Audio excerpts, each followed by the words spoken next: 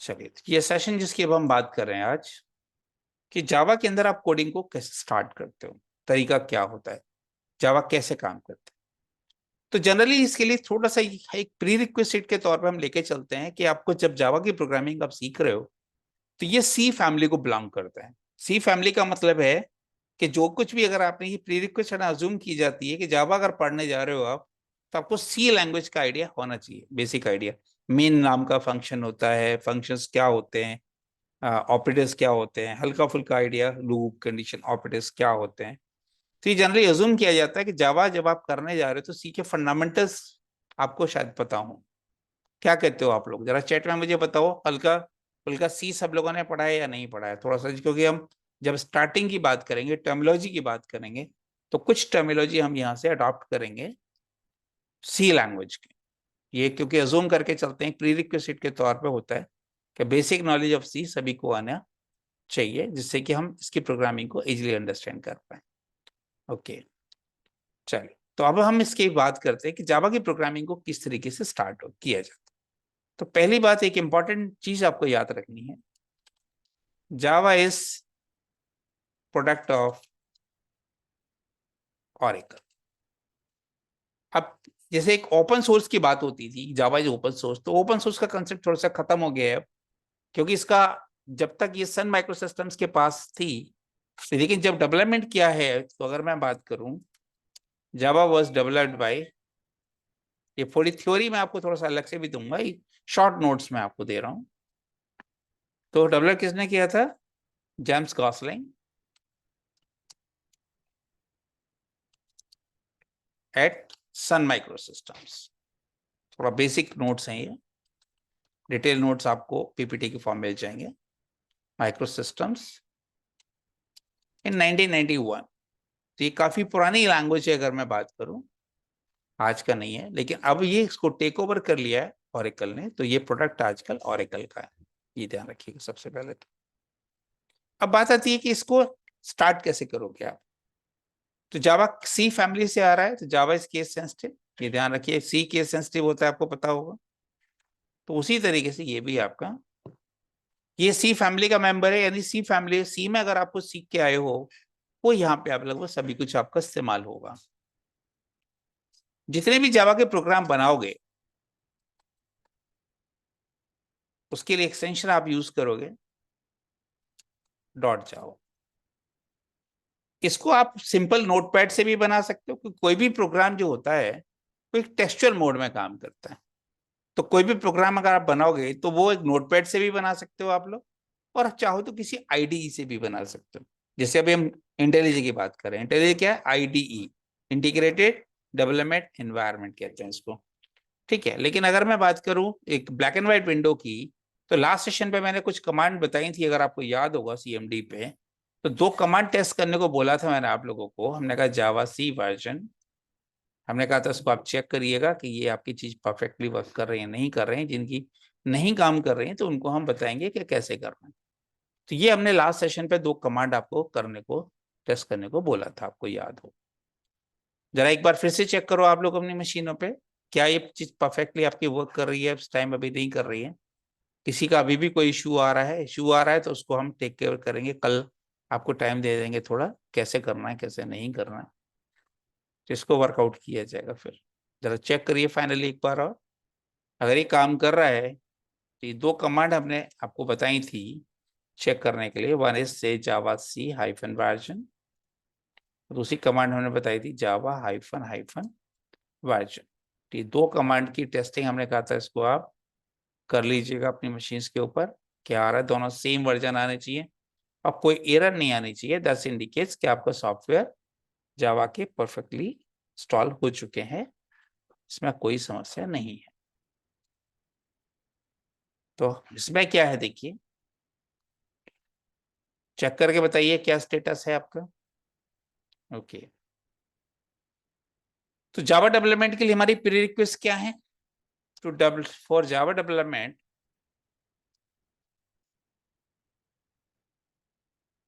We require JDK। तो नाम क्या था इसका? Java development kit. हमने कहा था एक सॉफ्टवेयर होता है, तो हमने कहा जो जेडीके होता है आपका, JDK provides two main commands, command और भी बहुत सारी हैं, कॉल्ड एज, या मेन टूल्स कह सकते हो आप इसको। एक का नाम है जावा सी डॉट EXE, एक फाइल होती है ये, इसको कहते हैं जावा कंपाइलर। सी का मतलब यहाँ कंपाइलर से होता है। और एक होता है जावा डॉट EXE, ये एक तरह से आप जावा का इसको आप कह सकते हो, इंटरप्रेटर भी कह सकते हो, या जावा रनर टूल आप कह सकते हो आप इसको। ये जावा के प्रोग्राम्स को रन करता है। ये दो टूल हमारे मेन होते हैं। हमने कहा था कि आप इसकी रन करके आप इसको चेक कर लीजिए कि प्रॉपर काम कर रहा है या नहीं कर रहा है। शुरुआत आप यहां से भी कर सकते, बिना आईडी के अगर हमें कई बार काम करना होता है तो वो हम यहां से करते हैं। ठीक है, अब बात आती है इसकी स्टार्ट कैसे किया जाता है। कोई भी प्रोग्राम आप, बेसिक प्रोग्राम आप स्टार्ट करते हो तो प्रोग्राम कैसे स्टार्ट करते हैं। अब एक इंपॉर्टेंट चीज समझनी है, जब जावा की प्रोग्रामिंग को अगर हम स्टार्ट करने की बात करते हैं, यहाँ कुछ टर्मिनोलॉजीज होती हैं, टर्म्स को समझना है।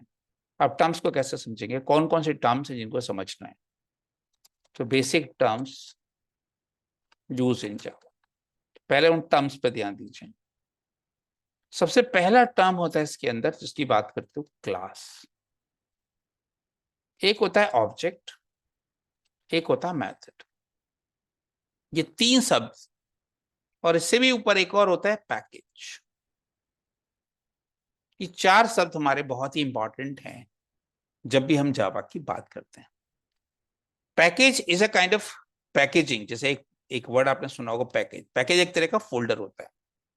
तो थोड़ा थोड़ा मैं एक एक लाइन अभी इनके बारे में लिख रहा हूं, तो एक एग्जांपल से मैं इसको समझाना चाहूंगा आप लोगों को कि किस तरीके से पैकेज होता है, कैसे क्लास होती है, कैसे ऑब्जेक्ट होता है, कैसे मेथड होता है। एक सिंपल एग्जांपल से पहले हम समझाएंगे, फिर जावा के अंदर ये टर्मिनोलॉजी कहाँ है और कैसे काम करती है उनके बारे में थोड़ा थोड़ा हम आपको आइडिया देंगे। देखिए, छोटी सी चीज समझिए आप, जैसे आपने किसी सोसाइटी को देखा होगा, तो सोसाइटी के अंदर आप देखेंगे तो वहां पे छोटे छोटे पार्ट्स होते हैं हर सोसाइटी के। जैसे आपने सुना होगा, जैसे कि ये अगर मैं बात करूं, सेक्टर 1, सेक्टर 2, सेक्टर 3, सेक्टर 4, ये सब टर्म आपने बहुत बार सुने होंगे। उस सेक्टर के अंदर जाओगे तो वहां पे फिर से एक डिवीजन होगा, 3 BHK flats, 4 BHK flats, 1 BHK flats.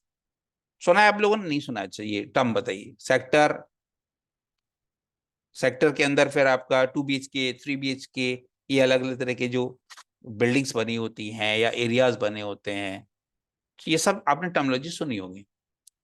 अब देखिए, जब मैं बात कर रहा हूं 2 BHK फ्लैट या 3 BHK फ्लैट, तो वहां पे उनका एक एक्चुअल एक्चुअल 2 BHK एक फ्लैट होगा आपका, उस फ्लैट का कोई ना कोई नंबर होगा।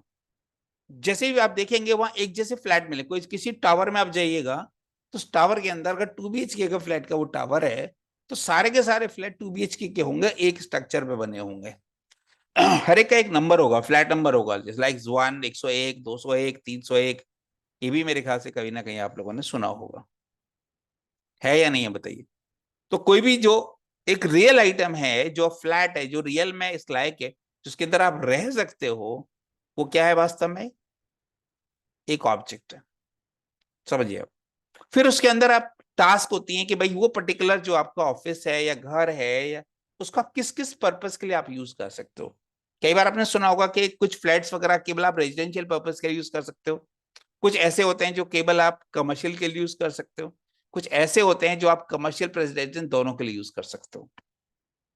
इस बारे में सुना है कुछ है? तो टास्क क्या है, किसी चीज को आप किस तरीके से यूज कर सकते हो, उसके अंदर आप क्या टास्क कर सकते हो। किचन है तो उसके अंदर खाना बना सकते हो। एक्टिविटी दैट्स कॉल्ड मेथड, जिसको आप अभी तक सी लैंग्वेज में जैसे आपने फंक्शन पढ़ा होगा, उसको फंक्शन वर्ड यूज नहीं करेंगे जावा में, उसको क्या कहेंगे? मेथड। कुछ शब्द हैं जिनको अभी पहले थोड़ा ध्यान से समझना है। एक एक लाइन में अभी पहले लिखवा रहा हूं इनके बारे में, उनके बारे में डिटेल में आपको बताऊंगा, और फिर एक एग्जाम्पल से इसको आप समझेंगे कि आखिर ये चीज कैसे काम करती है। ठीक है, तो टर्म मतलब what is package. A package is a special folder, ये खास तरह का एक फोल्डर होता है that contains A set of classes, या कह सकते हो that contains related set of classes. एक पर्टिकुलर पर्पस से संबंधित क्लास एक फाइल होती है, ध्यान रखिए। आपको पता है फोल्डर अंदर क्या रखा जाता है? फाइल रखी जाती है। तो जो क्लास होती है वास्तव में वो एक फाइल होती है, वो फाइल किसी न किसी फोल्डर में रखी जाती है। लेकिन उन पर्टिकुलर खास फोल्डर्स जिनमें क्लासें रखी जाती हैं उनको टेक्निकल नाम हो जाता है पैकेज। अभी तक आपने जो वर्ड पढ़ा होगा डायरेक्टरी, फोल्डर, ये कॉमन टर्म पढ़े होंगे। लेकिन जब हम बात करते हैं जावा के रेफरेंस में, तो ऐसा कोई फोल्डर जिसमें स्पेशल काइंड ऑफ क्लासेस को रखा जाता है, एक पर्टिकुलर पर्पज से संबंधित क्लासेस को होल्ड किया जाता है, स्टोर किया जाता है, तो ऐसे फोल्डर्स क्या कहलाते हैं? पैकेज। याद रहेगा कुछ? पैकेज का मतलब क्या है? पैकेज एक तरीके का फोल्डर है। ये हम खुद भी बना सकते हैं और ये कुछ बने बनाए भी होते हैं। So Java provides some built-in packages and allows to create custom packages. हम चाहे तो खुद का पैकेज भी बना सकते हैं और हम चाहे तो बने बनाए पैकेजेस को इस्तेमाल कर सकते हैं, बने बनाए फोल्डर्स को यूज कर सकते हैं। तो एक यूजर डिफाइंड हो गया और एक आपका लाइब्रेरी होगी। तो ये जो कुछ हमारे पास पहले से बने हुए they are kind of libraries. जैसे कुछ पैकेजेस के अगर हम नाम सुने हैं, एक पैकेज का नाम होता है java.lang पैकेज, जावा लैंग्वेज। तो इसका मतलब क्या? देखिए, ये है जावा एक मेन फोल्डर है, लैंग उसके अंदर सब फोल्डर है। इसका मतलब है डॉट के जो इंडिकेटर है ये सब फोल्डर का इंडिकेटर है कि जावा नाम का एक फोल्डर है, उसके अंदर लैंग नाम का सब फोल्डर है। इसको लिखने की टेक्निक ये होती है। जैसे आपने कहा java.io, आईओ क्या होता है? Input and output. तो अगर आपको कोई फाइल ऑपरेशंस करने हैं, मेमोरी से रिलेटेड कोई टास्क करनी है, वो सारी चीज कहाँ मिलेंगी? वो आपको आईओ पैकेज के अंदर मिलेंगी। बहुत सारे पैकेज हैं जावा के अंदर, java.util, इस तरह की एक ये टर्म आपको बार बार सीखने को मिलेंगे। अलग अलग तरह के पैकेज होते हैं, उसके अंदर अलग अलग तरह की टास्क होती हैं, अलग तरह की क्लासेस होती हैं। पैकेज के अंदर क्या बताया था मैंने आपको? क्लासेस होती हैं, इनके अंदर क्लासेस रखी जाती हैं। तो क्लास कैसे रखी जाती है? क्लास होती क्या है? अब क्लास किस चीज से संबंधित है? बेसिकली टर्मिनोलॉजी कहां से आई है? क्लासिफिकेशन। जो वर्ड आया है वो कहां से आया है? क्लासिफिकेशन। चीजों को अलग अलग कैटेगराइज करना, अलग अलग क्लासिफाई करना। क्लास का अलग क्लासिफिकेशन, चीजों का बंटवारा, अगर आप नॉर्मली समझें तो क्लास क्या चीज है? So a class provides a set of data members and the functions and the methods about an entity। देखिए एक नया टर्म देखिए यहाँ पे इंपॉर्टेंट, इस एंटिटीज को क्या बोल रहे हैं हम? एंटिटी। ये क्लास क्या चीज कर रही है? क्लास क्या चीज प्रोवाइड करने वाली है? Data members. दूसरी चीज क्या प्रोवाइड करने वाली है हमें? मेथड्स। अब जरा अपने ऊपर जरा समझिए, वो किसी ना किसी चीज के बारे में होंगे। जिस चीज के बारे में हम बात करेंगे, क्लासिफिकेशन किसी चीज का करेंगे हम, तो वो क्या होगा? उसको हम क्या बोलेंगे? एंटिटी। जैसे छोटा सा एग्जांपल समझते हैं हम। आपने देखा बैंक के अंदर हमारे पास एक कस्टमर होता है जिसको बोलते हैं हम सेविंग बैंक कस्टमर। वो क्या करता है? हमारा सेविंग बैंक अकाउंट होता है हमारे पास, तो उसमें कोई डेटा आपने देखा होगा, ईमेल है, मोबाइल है, अकाउंट नंबर है, उसकी डिटेल होंगी हमारे पास। वो क्या है? हमारा डेटा नंबर, डेटा मेंबर्स है। फिर उसकी फंक्शनलिटी होगी, we can withdraw, we can deposit, ये सब क्या है? एक्टिविटीज को क्या बोलेंगे? मैथड्स। जो फंक्शनलिटी है उस पर्टिकुलर क्लास के अंदर। लेकिन आपने देखा जो डेबिट कार्ड का हमारा कस्टमर होगा, वो केवल तभी पैसा निकाल सकता है जब उसके अकाउंट में हो। लेकिन अगर वही कस्टमर क्रेडिट कार्ड का हो तो उसके अकाउंट में पैसे हो ना हो तब भी वो खर्च कर सकता है। ये बात जानते हैं आप लोग? नहीं जानते? बताइए। कस्टमर पहला वाला भी है, कस्टमर दूसरा वाला भी है, लेकिन दोनों की एक्टिविटी में अंतर है, उसके डेटा में अंतर है। क्रेडिट कार्ड हर किसी का नहीं बन सकता। डेबिट कार्ड तो आप भी ले सकते हो, खाता खुलवा लो, डेबिट कार्ड आपको मिल जाए, पर क्रेडिट कार्ड भी आपको नहीं मिलेगा जब तक आपकी क्रेडिबिलिटी ना हो, जब तक आप जॉब ना कर रहे हो, जब तक आप कोई इनकम टैक्स पे ना कर रहे हो, आपके आईटीआर ना हो, तब तक आपको क्रेडिट कार्ड नहीं इशू होगा। यानी क्रेडिट कार्ड एक तरह का उधार है। उधार बैंक कब देगी? जब आपकी खुद की क्रेडिबिलिटी हो। पॉइंट समझिए आप इस बात। तो इसी तरह से चीजें होती हैं कि कौन किस तरह की एंटिटी की आप बात कर रहे हो, किस चीज। जैसे एम्प्लॉई है, स्टूडेंट है, स्टूडेंट की जो एम्प्लॉय की आपके पास कॉलेज सपोज जिसमें पढ़ते हैं, वहां जो फैकल्टी मेंबर्स होंगे उनके पास जो प्रिविलेजेस हैं वो प्रिविलेजेस आपके पास नहीं होंगी वहां पे। स्टूडेंट की अलग प्रिविलेज है। सिविल स्कोर, हाँ जैसे आप इसकी बात कर रहे हो बिल्कुल सही है। तो आप ये समझ लीजिए जब हम एंटिटी की बात कर रहे हैं तो हम किसी चीज के बारे, स्टूडेंट है, एम्प्लॉय है, कस्टमर है, ये सब क्या हमारे एंटिटीज है, जिसके बारे में भी हम कोई डेटा की बात कर रहे हैं या मैथड्स की बात कर रहे हैं। तो उसी तरह से क्लासेस होती हैं, अलग अलग तरह की क्लास के अंदर अलग अलग तरह की एक्टिविटीज होती हैं, अलग अलग तरह के उनके टास्क होते हैं, जिसके बेस पे हम लोग उनको यूज करते हैं। तो जैसे कि अगर मैं बात करता हूँ, ये क्लासें रखी कहाँ जाती है जनरली पैकेजेस के अंदर। तो कहाँ होंगी हमारे पास, क्या है, such classes are placed inside the packages। जैसे अगर मैं बात करता हूं, मान लीजिए ऊपर वाला पैकेज जो आपने देखा था java.lang पैकेज, ये क्या करता है, lang package provides commonly used classes। जो भी क्लास आपको लगता है बहुत फ्रीक्वेंटली यूज में है, कॉमन यूज में है, वो सारी क्लास कहाँ रहेंगी। जैसे अगर मैं बात करता हूं, देखिए जरा ध्यान से देखिए, आपको अक्सर कोई ना कोई मैथमेटिकल टास्क करनी पड़ेगी, उसके लिए कौन सी क्लास है, मैथ क्लास। मैथमेटिकल टास्क कोई भी एग्जीक्यूट करनी है वो किसके थ्रू होगी, मैथ क्लास के अंदर। कोई भी अगर आपको स्ट्रिंग ऑपरेशंस कर रहे हैं तो किसके थ्रू होगा, स्ट्रिंग क्लास के थ्रू होगा। कोई भी किसी इंटीजर नंबर पे कोई टास्क करना है वो कौन करेगा, मेरा इंटीजर क्लास कर। किसी फ्लोटिंग पॉइंट नंबर पे अगर मुझे टास्क करनी है कोई, तो वो कहां मिलेगी। मुझे मशीन से संबंधित कोई काम करना है, मशीन को क्या बोलते हो आप लोग, सिस्टम। गौर करिए, जो भी आपकी क्लास है जिनकी रोजमर्रा में आपको नीड होती है, mathematical operations, string operations, integer data के ऊपर कुछ ऑपरेशंस, फ्लोटिंग डेटा पे ऑपरेशंस, मशीन के ऊपर जो भी आपका करंट मशीन जिस पे हम लोग काम कर रहे हैं उसको सिस्टम बोलते हैं, उसके ऊपर कोई टास्क एग्जीक्यूट करनी है तो उसके पीछे सारी बनी बनाई क्लासेस हैं। तो इस क्लासों को कहा जाता है कॉमनली यूज क्लासेस या फ्रीक्वेंटली यूज क्लासेस। ये आपकी क्लासेस कहाँ मिलती हैं, लैंग पैकेज के अंदर। अच्छा, एक इंपॉर्टेंट ध्यान रखिएगा, जितनी भी ये क्लासेस हैं, all such classes are available, always available to use. इन क्लासों को आप कभी भी इस्तेमाल कर सकते हैं। ये फ्रीली अवेलेबल क्लासेस हैं, इनको आपको यूज करने के लिए कोई दिमाग लगाने की जरूरत नहीं। तो सबसे पहला काम क्या, देखिए अभी तक जो सी में आपने प्रोग्रामिंग की थी और जो हम जावा में प्रोग्रामिंग करेंगे थोड़ा सा स्ट्रक्चर हटके है।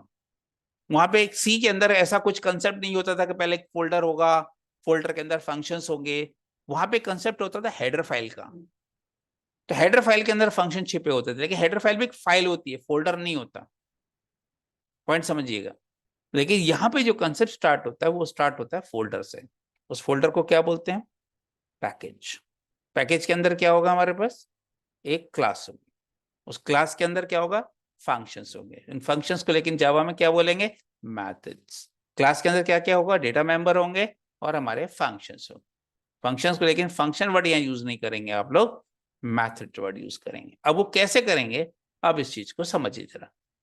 तीसरा इसके अंदर मैंने क्या बताया, डेटा मेंबर हो सकते हैं, कुछ फंक्शंस हो सकते हैं। फंक्शंस को लेकिन फंक्शन नहीं बोलेंगे, मैथड बोलेंगे। कैसे करेंगे अब ध्यान देखिए। सो ये method is a kind of function, होता है ये भी फंक्शन है पर ये क्लास के अंदर है इसलिए मेथड बोलते हैं। As a kind of function inside a class. ये लेकिन कहाँ होगा, जो फंक्शंस होते हैं वो क्लास के बाहर होते हैं नॉर्मली। जैसे सी लैंग्वेज में क्लास नाम का कोई कंसेप्ट ही नहीं होता, इसलिए वहां पे हम लोग फंक्शन वर्ड यूज करते हैं। सी प्लस प्लस के अंदर जैसे क्लास हो भी सकती है, नहीं भी हो सकती, डिपेंड करेगा वहां पे। तो कोई चीज क्लास के अंदर है तो उसको यानी मेथड बोलते हैं, क्लास के बाहर से फंक्शन बोलते हैं। काम वही है, कोई ना कोई एक्टिविटी रन करने वाली बात है। So it's a method kind of function inside a class to perform some action. कुछ हमें काम करना है तो वो कौन करेगा, मैथड करेगा। जैसे मैं एग्जांपल लेता हूं, फॉर एग्जांपल जो हमारी मैथ क्लास है प्रोवाइड्स बेसिक मैथमेटिकल फंक्शंस। जब सी लैंग्वेज आपने पढ़ी होगी, वहां पढ़ा होगा मैथ.h, मैथमेटिकल ऑपरेशन। तो कैसे करेगा, जरा गौर करिए। आपने कहा मैथ.pow, तो मैथ क्लास के अंदर एक फंक्शन है पाव। ये क्या करता है, returns number to the power. तो आपको दो बात बतानी पड़ेगी, कौन सा नंबर है और कौन सी पावर है। दो पैरामीटर आपको पास करने पड़ेंगे पाव फंक्शन को।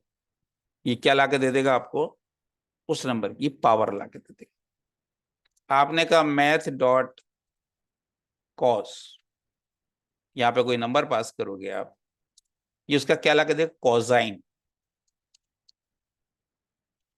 कोसाइन वैल्यू ऑफ, अगर आपने मैथ थोड़ा बहुत पढ़ा है तो साइन कॉस टेन ये आपने पढ़े होंगे। लॉग जैसे निकालना है आप, तो लॉग 10 निकाल सकते थे। चलिए मैं इसको लॉग की बात करता हूँ।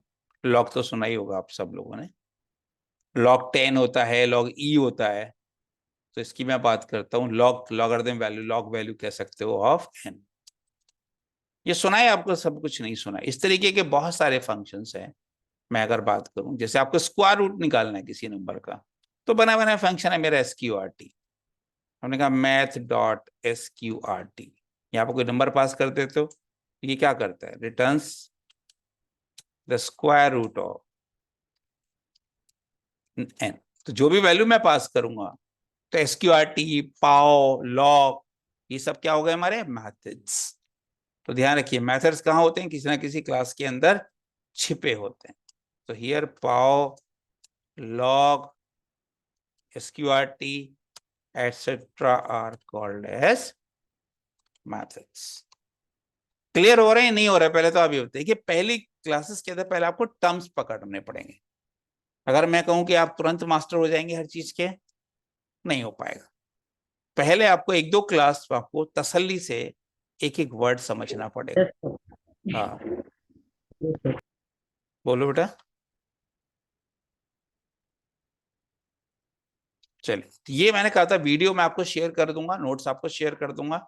इन नोट्स से अपने नोट्स आप बनाइए, अपने शब्दों को लेके अपने नोट्स बनाइए आप। ठीक है, एक एक चीज को प्रैक्टिस, जो वीडियो मिलेगा आपको उसको देख के इसको समझिए, टर्मिनोलॉजी को समझिए। लास्ट आइटम क्या है हमारा, ऑब्जेक्ट। अब ऑब्जेक्ट क्या चीज होती है, an object is the real item created.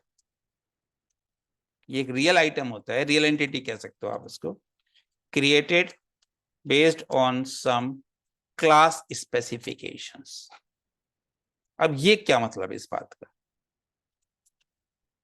जैसे मान लीजिए हमारी क्लास है स्ट्रिंग, उसके अंदर आपने कहा name equals to Rohit Sharma.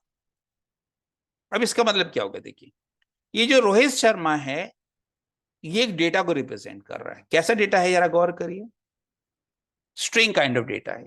More than one character को हम स्ट्रिंग बोलते हैं, सिंगल कैरेक्टर होता तो हम सिंगल बोलते हैं।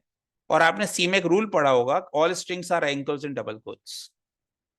ये रूल पता है नहीं पता सब लोगों को, characters are enclosed in single quote, strings are enclosed in double quotes.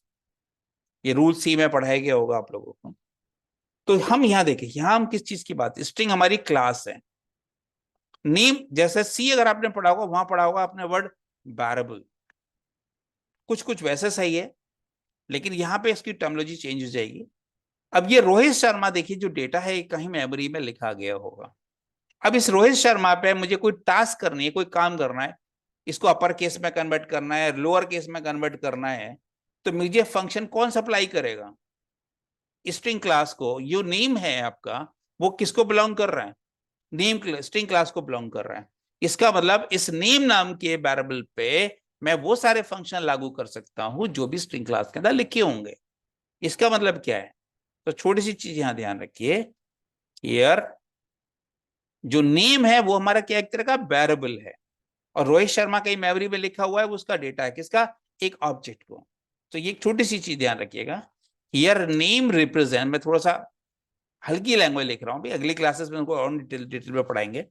Here name represents an object containing the data, data क्या है उसके पास, रोहित शर्मा। इससे क्या होगा हमारे पास, that can be used to call the methods, ये मेथड कहां लिखे होंगे, of string class on the data. तो जो हमारा रोहित शर्मा है वो वास्तव में डेटा है तरीके का। इस नेम नाम की जो वेरिएबल है, जिसको हम ऑब्जेक्ट कह रहे हैं फिलहाल अभी के रेफरेंस में, हालांकि ये भी वेरिएबल ही है, तो इसी के थ्रू हम क्या कर सकते हैं, जो भी स्ट्रिंग क्लास के अंदर फंक्शंस लिखे होंगे, इस नेम नाम के वेरिएबल के थ्रू आप इसको एक्सेस कर सकते हो। तो ये जो नेम के थ्रू किसको एक्सेस करेंगे, हम इस डेटा को एक्सेस करेंगे। तो ये कुछ फंक्शंस अगर हम यहाँ देखें, जैसे कि मैं बात करूं टू अपर केस, ये क्या करेगा, कन्वर्ट टू कैपिटल लेटर। हमने कहा टू लोअर केस, हमने कहा लेंथ, तो ये क्या करेगा आपके लिए, ये आपको स्ट्रिंग ला के देगा। ये रिटर्न टाइप आपने सुनी होगी, हर फंक्शन के साथ लेफ्ट साइड में क्या होती है, एक रिटर्न टाइप होती है। यानी ये फंक्शन आपके लिए कुछ टास्क करेगा। तो ये टास्क, लेकिन देखिए जैसे पिछले वाले सैंपल में हमने फंक्शन किसके थ्रू कॉल किए थे, स्ट्रिंग के थ्रू, क्लास के थ्रू कॉल किए थे, मैथ एक क्लास का नाम था। लेकिन इस बार हम ये फंक्शन किसके थ्रू कॉल करेंगे, नेम के थ्रू कॉल करेंगे, इसके थ्रू नहीं। लेकिन यहाँ पे जो नेम है वो किसको रिप्रेजेंट कर रहा है, एक ऑब्जेक्ट को रिप्रेजेंट कर रहा है। यानी स्ट्रिंग टाइप की कोई भी चीज होगी, हम उसके ऊपर इन फंक्शंस को अप्लाई कर सकते हैं। पर क्वेश्चन है ये सब होगा कैसे, इसका तरीका क्या है, तरीका है इसको किस तरह से आप इंप्लीमेंट करोगे।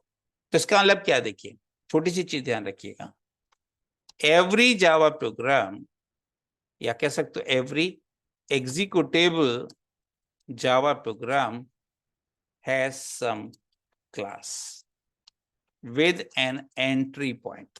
एंट्री पॉइंट जो सी को आप, सी लैंग्वेज उसको आप मीन कहते थे, उसको यहाँ पे हम वर्ड यूज करते हैं एंट्री पॉइंट। जैसे अगर हमने कहा था कोई भी चीज बनती है यहाँ क्लास से बनती है, तो यहाँ पे क्लास नाम का कीवर्ड होता है, use class keyword to define a class. Java में कुछ भी स्टार्ट होगा वो कहां से स्टार्ट होगा, फिर इसके अंदर एक मीन होना जरूरी है। मीन कैसे लिखा जाता है, the entry point is mean function, जो मेन मेथड है आपका, हैज वेरियस सिंटैक्स, इसकी सिंटैक्सेस अलग अलग होती है। चलिए तो थोड़ा सा अभी हम थोड़ा सा एक मेन बता रहा हूं आपको, क्योंकि अभी टाइम इसमें कम रह गया अभी हमारे पास स्लॉट्स का, तो इसमें आज पूरा ये टॉपिक नहीं हो पाएगा, उसको नेक्स्ट क्लास पे करेंगे। पर थोड़ा सा आइडिया मैं आपको दे रहा हूँ। This called public static void main, इसको इस तरह से लिखा जाएगा। मीन आप जावा सी में डायरेक्ट लिखते थे, पर यहाँ इसको कुछ ऐसे लिखेंगे, और इसके अंदर कुछ और लिखा जाएगा जिसके बारे में हम अगली क्लास पे आपको डिटेल में बताएंगे। ये जो सिंटेक्स है आपकी, इसका नाम होता है एंट्री पॉइंट। ठीक है, इसको यूज कैसे करेंगे ये अभी नेक्स्ट क्लास पे समझेंगे। थ्योरी में आपको दूंगा, ये वाली भेज रहा हूँ नोट्स, इनको अभी जरा पहले चला के देखिए, अगली क्लास पे इसको कंप्लीट करेंगे।